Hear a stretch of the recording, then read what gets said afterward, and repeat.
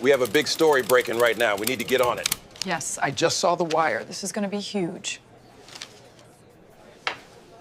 The internal locus of authority. To have an internal locus of authority is to believe. I am the cause of what happens to me.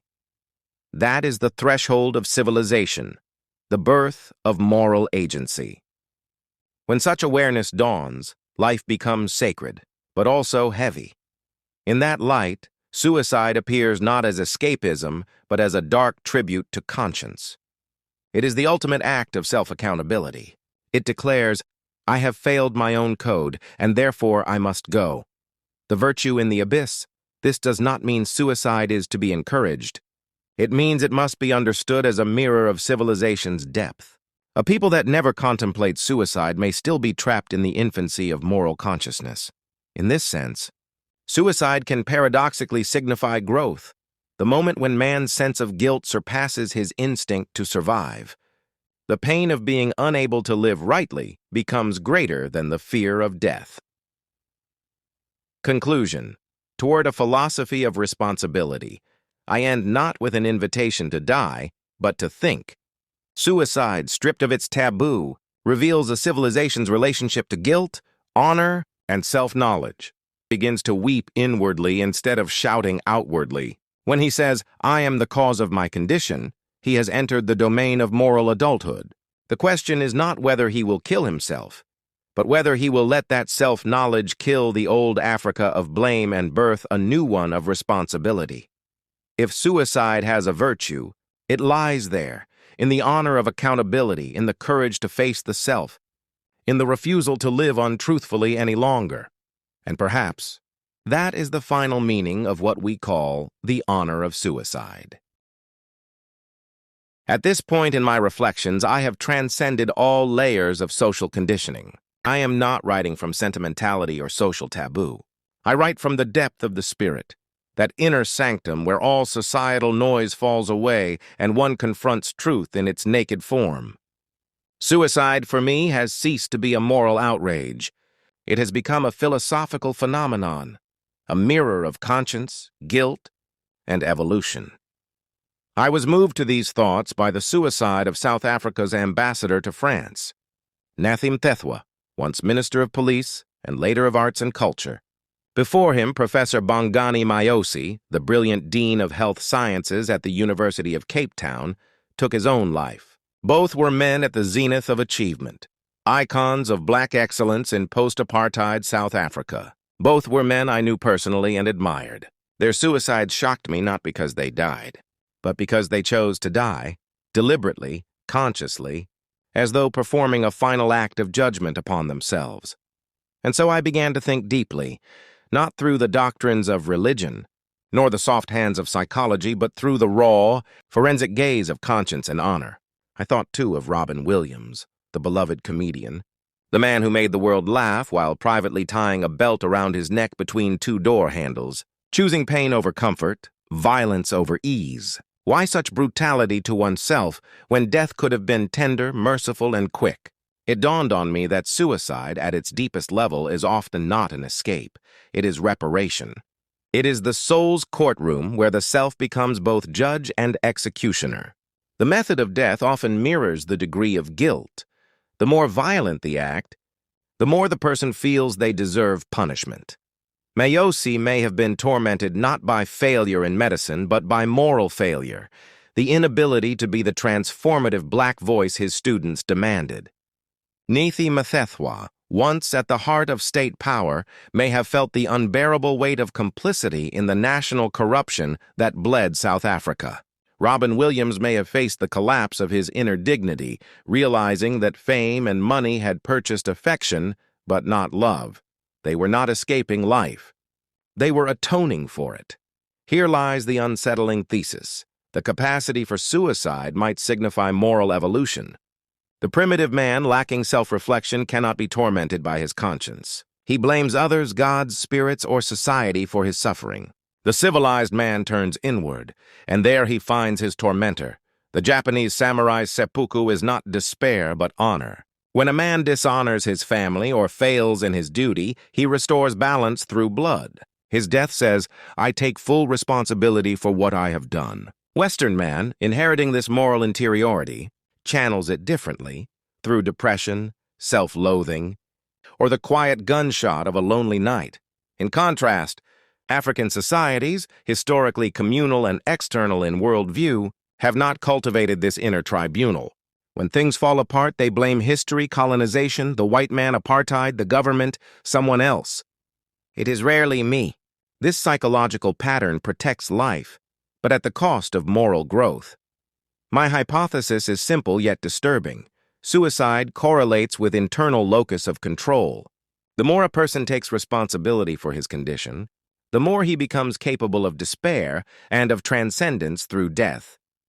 Africans seldom commit suicide not because they are happier, but because they are externalizers. The white man and the Japanese man implode. The African explodes. The former blames himself. The latter blames others. The result? One dies inwardly, the other kills outwardly or survives by denial.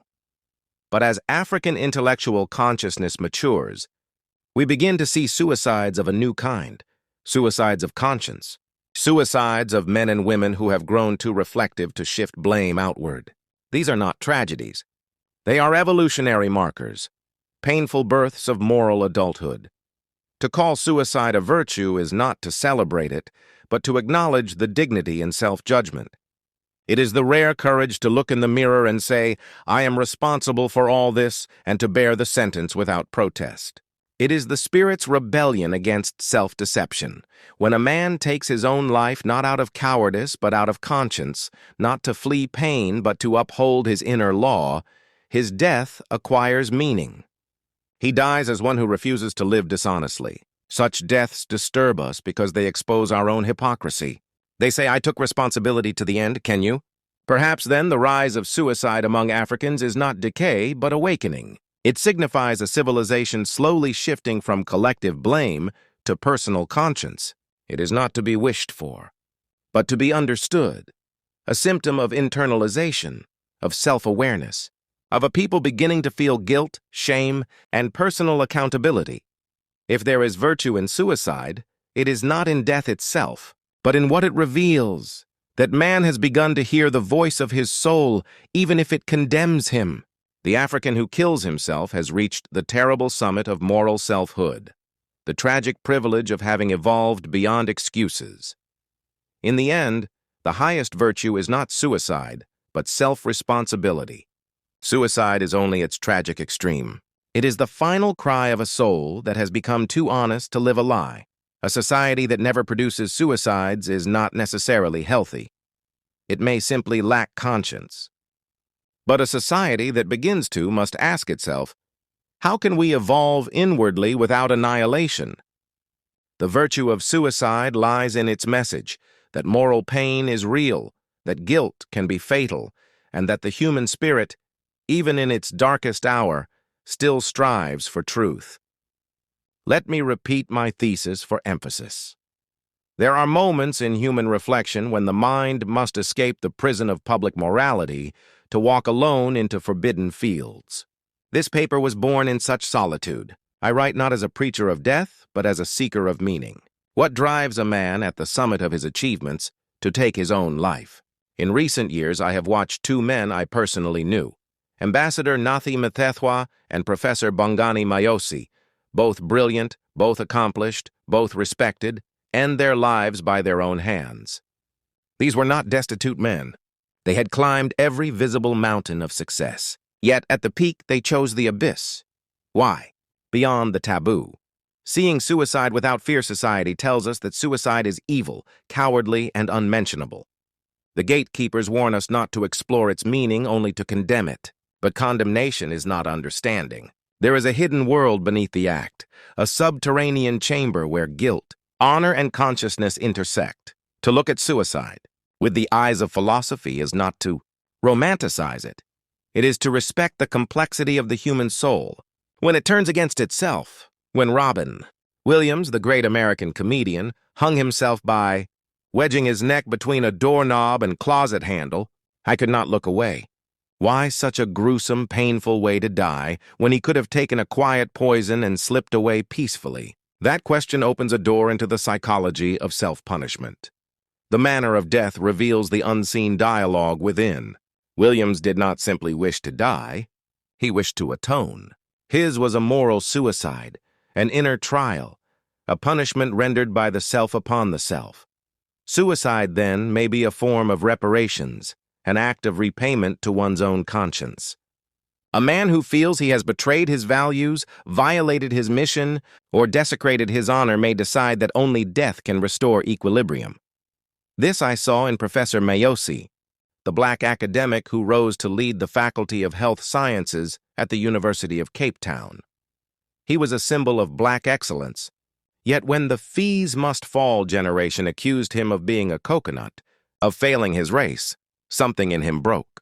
He could not bear the conflict between his ideals and the public's perception. His conscience turned inward like a knife. So too with Nathim Thethwa, once the Minister of Police, later of Arts and Culture, then South Africa's ambassador to France. A man of power who stood at the heart of Zuma's state capture. He must have seen in Paris's mirror a face once filled with purpose, now darkened by guilt. His suicide whispers the same message. I cannot live with what I have become. In Japan, a leader who disgraces himself or his company will walk into the forest and drive a sword into his heart. That act, to Western eyes, looks barbaric. To the Japanese, it is sacred. It is not self-destruction, it is self-redemption. Through suicide, the man says, I have failed, and therefore I must restore balance through my own blood. The culture that honors such an act believes that dignity is higher than life itself. Africans seldom commit suicide. They live amid poverty, chaos, humiliation, and yet they live on. The explanation is not spiritual strength but psychological deflection. The African has learned to locate the cause of suffering outside himself. When failure strikes, he says, it is apartheid. It is colonialism. It is white people. It is the system. He does not look inward. Therefore, he does not attack himself. Depression, in psychological terms, is anger turned inward. Suicide is self-directed violence. The African, refusing to internalize blame, directs anger outward, and so he survives. This is both blessing and curse. Could the rise of suicide among Africans be a sign of moral evolution? That question may sound monstrous, yet it demands courage to ask. When a man begins to see himself as the architect of his own suffering, he awakens to responsibility. He matures. When an African man kills himself today, it may signify the emergence of a new conscience. The internal locus of authority. To have an internal locus of authority is to believe. I am the cause of what happens to me. That is the threshold of civilization, the birth of moral agency. When such awareness dawns, life becomes sacred, but also heavy. In that light, suicide appears not as escapism, but as a dark tribute to conscience. It is the ultimate act of self-accountability. It declares, I have failed my own code, and therefore I must go. The virtue in the abyss, this does not mean suicide is to be encouraged. It means it must be understood as a mirror of civilization's depth. A people that never contemplate suicide may still be trapped in the infancy of moral consciousness. In this sense, suicide can paradoxically signify growth, the moment when man's sense of guilt surpasses his instinct to survive. The pain of being unable to live rightly becomes greater than the fear of death. Conclusion. Toward a philosophy of responsibility, I end not with an invitation to die, but to think. Suicide, stripped of its taboo, reveals a civilization's relationship to guilt, honor, and self-knowledge. When the African man begins to weep inwardly instead of shouting outwardly, when he says, I am the cause of my condition, he has entered the domain of moral adulthood. The question is not whether he will kill himself, but whether he will let that self-knowledge kill the old Africa of blame and birth a new one of responsibility. If suicide has a virtue, it lies there, in the honor of accountability, in the courage to face the self, in the refusal to live untruthfully any longer. And perhaps, That is the final meaning of what we call the honor of suicide.